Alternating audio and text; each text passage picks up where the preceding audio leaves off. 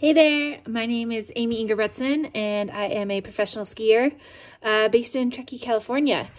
And you are finding me at my home in Truckee, of course under quarantine and part of the lockdown efforts. I grew up here in Truckee. I grew up skiing at Squaw, and my first day on skis was at Squaw Valley when I was 10 months old. And my dad was a professional skier growing up, and he became a photographer and a filmer. And I was basically raised on the slopes of Squaw. I was a Mighty Mite. I worked at the cookie shop in college.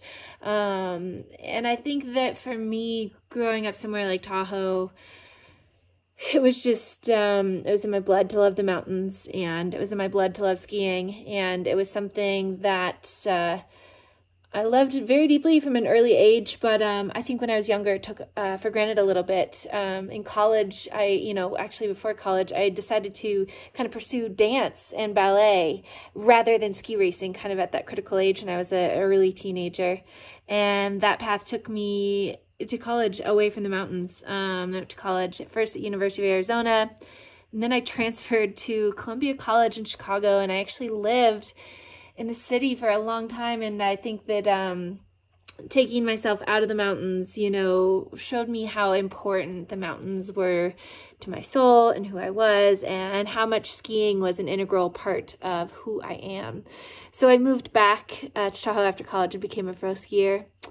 And over the course of my career, a lot of what you deal with as a professional athlete is overcoming challenges. And I always say that what sets people apart as athletes isn't necessarily physical as much as it is mental. And having the mental fortitude to overcome challenges, and having the mental disposition to take your career seriously and treat yourself as a business, and respect yourself, respect others around you, those kind of things. And, in my journey as a skier, I've faced times where I didn't know if I wanted to ski anymore. I was in a avalanche accident where I was, it was a life-threatening accident, and it was a very traumatic experience. And from that, I had to learn to re-engage that love for the mountains and for skiing, and overcoming that and challenging the relationship I have with snow and mountains and skiing was it was incredibly challenging. But I think that the person I am now and the skier I am now, in light of that, I wouldn't trade that for the world. And I think that I now have this ability to look at fear in all parts of my life. And rather than saying, I'm going to overcome this fear, what I like to say is, I'm going to build a relationship with fear, and I'm going to learn about my fear. I'm going to learn, what makes that tick, and I'm going to move forward with that fear kind of hand in hand. And that kind of factors right into, the times we're facing right now. It's scary, and it's uncertain, and it's stressful. And I think that that lesson of embracing fear and knowing that, it's okay to be scared right now, and it's okay to be worried, but move forward anyways, and don't let that fear stop you or paralyze you.